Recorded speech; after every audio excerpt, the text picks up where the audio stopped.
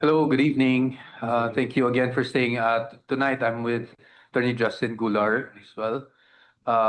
As I mentioned to you a few days back, he will be our deputy spokesperson, no, for the defense. So baka tomorrow, we agreed that Attorney Justin might start taking interviews to help me out naman dahil medyo we're really overstretched sometimes. No? Okay, so we're ready to take questions. Again, thank you very much for staying. Attorney, what's your take doon sa naging ruling ng impeachment court ngayong gabi? Well, the defense argued its position. Nilatag naman namin kung bakit kami nag-object. Nilagay naman namin doon sa aming opposition kung ano yung mga relevant laws on that really fortified our position on why the request should not be given due course. But nonetheless, syempre, nasa hukom naman talaga kung anong desisyon.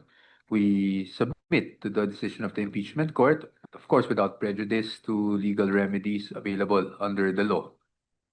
Malaking setback pa to sa inyo o ano tingin niyo? Sa amin, syempre, hindi namin may pagkakailan na talagang we had strong grounds to oppose. No? At least yun yung pananaw namin. But as to setback, we're ready naman, whatever happens. The possibility of this happening is something we also anticipated. So, hindi naman natin masasabi na malaking setback to. Syempre, hindi naman tayo magbobolahan. Syempre, mas gusto namin kung talagang kumbaga, napagbigyan din, no, yung opposition namin. But, that's normal naman in any court proceeding, and we respect the impeachment court as well as the ruling made by the presiding officer. So we just submit to the ruling of the court, but again, without prejudice, syempre, sa mga remedies that are available. Attorney, speaking of remedies, what are the possible legal remedies that you may take? Saan niyo po ito kukunin? At ano po yung possible next actions? Well, to be perfectly clear, we're not even sure if a motion for reconsideration is something that we're allowed to do. That's parang wala yan sa rules nung huli naming tiningnan. Of course, there's always the possibility of going up because, as I mentioned earlier, everything is subject to judicial review depending on the circumstances available. But we have not made that decision yet. So gusto ko lang i-clarify yon na this is something that we have to discuss as a team and also, of course, in consultation with our client, the respondent, no, Vice President. So ano lang naman, yan yung mga parati na kaming may kolatilya kasi para sa mga abogado na without prejudice to ganito ganyan. But it doesn't mean that we will be doing it. It doesn't mean that we will not be doing it. But this is something we'll have to discuss amongst ourselves.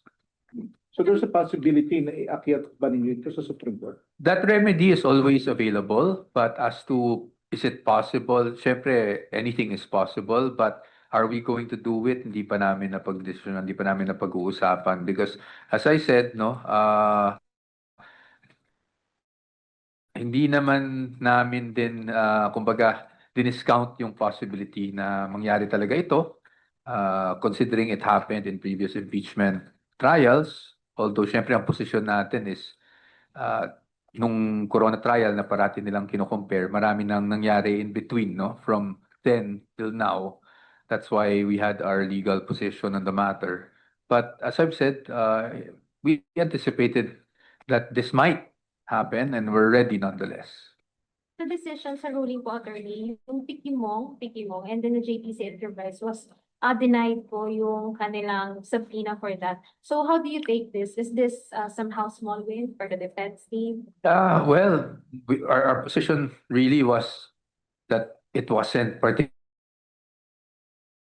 described, meaning it didn't pass the test of definiteness and it didn't pass the test of relevance. So I wouldn't even take that as a win, no? I mean, yun kasi clear cut talaga, wala talaga silang participation dun whatsoever. But yung kahit naman dun sa mga pinayagan, we really strongly felt about our position. But again, that doesn't mean mali yung impeachment court or anything like that, no? Kasi we really have, I mean, at the end of the day, ultimately, sabi ko nga kanina, the decision will lie upon the impeachment court. They rendered their ruling kanina. and we respect that. Attorney, any reaction po dun sa wording ng impeachment court without directly addressing kasi the term fishing expedition, ang sabi nila, the documents requested under the subpoena which is TECOM will not be used to allege additional independent impeachable offenses. Any reaction to that? It's very difficult for us to fathom how we will proceed on that. But if that is the position of the impeachment court, then we will respect it. But yun nga, no, hindi namin alam. I think ang ibig sabihin nila doon is hindi yan mako-consider for the impeachable offenses alleged in the articles of impeachment. But again, we'll have to see. We'll have to wait and see. Total, tama naman na sa PINA stage pa lang to. So tingnan muna natin how the evidence will be appreciated. And nasabi din naman ng ating presiding officer that this ruling is without prejudice also to the admissibility of the evidence to be obtained, no? Or documents rather to be obtained. Nakausap niyo na ho ba si Vice President at Hindi pa po. Senator Mans? Hindi pa po because as you saw, we just came from the session hall, so hindi pa po. That's why I said whatever happens in the next few days regarding this decision, at this point we fully submit and respect the decision of the impeachment court. But kung as far as remedies are concerned, this has to be discussed with the persons involved. Attorney, generally, maraming nag-grant on the part of the prosecution. Yes. But may mga safeguards din naman, may mga caveat din naman na nilagay itong impeachment court with regard to the granted parts. Tinitingnan niyo po ba yun na small wins pa rin kahit pa paano? Those little safeguards na nilagay nila? Sa amin, to be honest, no, yes, you could consider it small wins, but sa amin, we felt strongly talaga on why we felt that the requests were overbroad. So even if you were to say, even if you were to consider them as small wins, palagay ko at the end of the day, talagang on the substance, no, of what happened, I think it's something we really have to look into and see if we want to avail of remedies. Since subpoena pa lang to, yung pag-open nito sa impeachment court, pag-uusapan, magkakaroon din po ba ng oral args and you will continue to oppose na? Wala naman siguro mangyaring oral argument sa ngayon, no? I don't foresee that. Ang next step kasi dito, syempre, will be objections to certain documents being presented, 'di ba? So, kasi nga, ang pinag-usapan pa lang natin ngayon is the issuance of a subpoena. Titingnan natin kung ano din yung sasagutin ng mga agencies that will have to comply. And then once mag-comply and these pieces of evidence or documents will be presented in court, of course, you can expect certain objections also. And then it will go to the formal offer, di ba?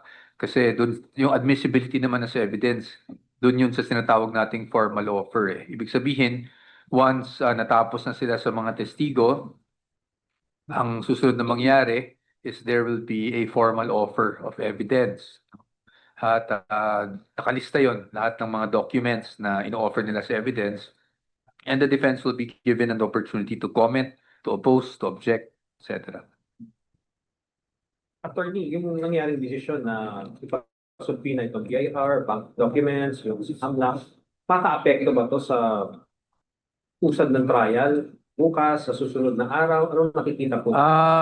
Hopefully hindi naman. I don't think, I don't want kasi baka ang lumabas parang this will just cause further delay. Hindi naman siguro. Sabi ko nga, both parties naman are very reasonable in terms of the way they present, their evidence. So, sa tingin ko hindi naman. And since inaasahan namin din tong mga na pwedeng mangyari ito, we already have a game plan as to how we're gonna approach these things. At sa tingin ko naman, hindi naman makaka-unduly delay yan. So tuloy-tuloy kayo bukas. Si Director Matibag naman, ready na din kayo? Opo, in fact, tomorrow nabanggit na rin that Director Matibag in fact will be presented tomorrow. And we are prepared for that. Attorney, yung Section 8A ng RA 11521 na hindi nila na pagbigyan, nasunod dun sa inyo pong argument kanina. Ano ba ito? Delikado ba ito sa ibang mga bank depositors? Well, syempre yun po yung position namin only because Section 8A is not with bank deposits, no, it's with AMLAC. Sorry. It's with AMLAC. So Section 8A, ang position namin is absolute prohibition yan. But again, nagdesisyon yung court and we'll just have to accept the decision of the court. Pero may dapat mga rin ibang mga... Sige, Ayokong tama ka. puntahan yung ganyan because it's a way of criticizing rin the order. So I hope you'd understand, sir. Hindi ko munang, I don't want to sensationalize the decision. No? That was the ruling of the court and we just have to respect it. Attorney, if ever man na papanig kayo sa Supreme Court, how soon yun? Next week? Few days from now? Hindi ko masabi kasi it's something that we have to discuss. Kung aakyat ka sa Supreme Court, syempre you have to also, draft the pleading itself and make sure that all of your arguments ay malatag ng mabuti, di ba? So, hindi pa natin yan masasabi dahil in fact, yung pag-akyat pa lang sa Supreme Court ay hindi pa namin na-desisyonan. Meaning, you never know, baka hindi naman kami umakyat talaga. This is a decision to ask Vice President herself or decision within the defense team lang? Both. It's a decision between us, the defense team. It's something we need to discuss if we think it would be advantageous for our case to go up. Plus, definitely it has to be a discussion. There has to be a discussion with the client, diba? Kasi at the end of the day, we can only advise. And kung ano yung sabihin ng client, yan pa rin naman yung gagawin namin. For as long as it's within confines of law. Attorney, medyo light question. Kasi yung para observation ng mga tao ay ang ganda daw ng ang ganda daw ng oral arguments from last week. Tapos ngayon, kayong dalawan, Prosecutor Jokno and then kayo po for the defense. Would we expect the same cross-examination in the next coming days from the part of the defense? Ano kasi yan eh, each lawyer has his or her own style. At nabanggit ko to sa interview not long ago na pwedeng calm ako ngayon kasi iba rin naman in fairness to my co-counsels, no? Iba rin kasi yung setting, oral arguments kasi ngayon. So while nagsasalita si Attorney Diok, no, syempre as you know, bawal akong sumingit, no? And pag nagsasalita naman ako, ganun rin naman si Representative Diok, no? So iba rin kasi yung setting. Hindi ko rin masabi kung anong mangyari kung ako na yung nakasalang tapos cross-examination. And it will also depend on the witness, diba, kung gaano ka responsive. So, but my point really is different strokes for different folks, diba? So each lawyer has his or her own style. And one style may not necessarily be better than the other. Kunwari, yung style ko, baka pag may isang particular witness, baka hindi yan maging effective dahil mabait ako. So, kung sinasabi niyong kalmado ko, baka hindi yan effective. Not mabait, no, sorry. But kalmado, baka pagdating sa isang witness, hindi effective yung pagkalmado ka. So, it will really depend on the lawyer and the reaction of the witness to the lawyer. So bukas po si Attorney Matibag. So ano ang expectation ng... Well, sa amin naman po, we will take our cue from the presentation that will be made by the prosecution. At syempre, yung nakarang araw na rin naman na pag-usapan ng mga NBI agents. So, iikot naman doon yun. No? Baka may dagdag sila. As I've heard over the news, may sinasabi silang may mga dagdag. So, we will just take our cue, but we're ready to cross-examine. And if there's anything new, we're also ready to quickly adjust and address those matters in our cross-examination. But hopefully matapos naman bukas, both direct and cross-examination. Okay? Despite yung ruling, tinitingnan din ba yun ng defense na baka naman may blessing in disguise on your part dun sa nangyari? Ano pong blessing, sir? Blessing? Baka naman mas mapuprove nyo yung innocence nga ni Peter. Sa amin, we anticipated it at parati ko naman sinasabi, hindi namin kinakatakot yung mga dokumento, di ba? Ang punto lang naman talaga namin is meron tayong mga batas, meron tayong due process clause sa Constitution, and sa akin kasi pagdating sa Bill of Rights, it's tested not when it's convenient it's tested when it's inconvenient. Di ba? Katulad ngayon, that's how you really test kung uubra yung due process in a situation that's difficult to decide, that's inconvenient for everyone. So, but then again, sa atin naman no na anticipate natin to. So kung mangyari man, I don't think it will affect the defense. I don't think it will be incompatible with our theory and our strategy all along. So we're not so down about it. But of course, if sabi ko nga may mga remedies under the law, we'll still ask the client kung gusto niya. Ang trabaho naman ng mga abogado is presenta lahat ng options sa aming kliyente.